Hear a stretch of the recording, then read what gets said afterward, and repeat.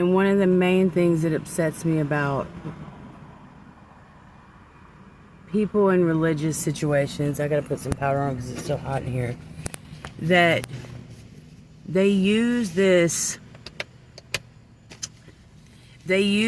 platform to be a way to sin. You know, you got these Messianic fools hiding behind this fucking mask they wear, but they, at the same time, they're preaching about God, but in the darkness, they're raping women. You know, it's a cop-out. It's a cop-out. You're not a prophet. You have no power. Because if you had power, you wouldn't have to rape nobody. You see what I'm saying? If you had power, you wouldn't have to take advantage of children. If you really had power, you wouldn't have to lie. If you had power, you tell the truth. You walk in your honesty and your conviction, and you don't have to say anything else. You don't have to do anything else. I mean, really, you could just show up. And people are going to come to you. I hate to sound so bold about it, but that's the power of God. And that's how you know when someone's a false prophet, because they use every other trick in the book. They're going to come to you, and they're going to lie, and they're going to cheat, and they're going to steal, because they have zero. When I tell you zero power, they have nothing.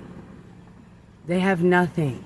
And my biggest thing with this is breaking all that open. I want all the systems broke completely apart, because you have held my people down, let my people go.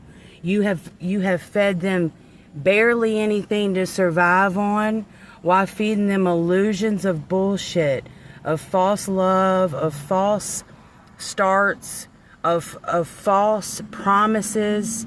But all the while, you're in the background pocketing illegitimate money. You're going to be exposed, as Queen Bee says, or Queen, whatever it is, Queen something.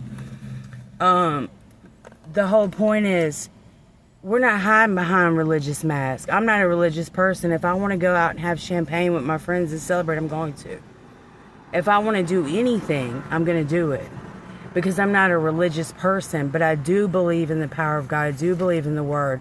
I do believe in walking in integrity. And I believe that you still have to live. You can't stop living your life and wear, you know, a robe everywhere you go. And I'm not talking about your vessel. And pretend to be something that you're not, because you're trying to portray that you're this glorious, sanctified person. No, you're sanctified because of Christ, Jesus, and what He did. He is the gift. You are a product and a creation of His gift. Let that sink in.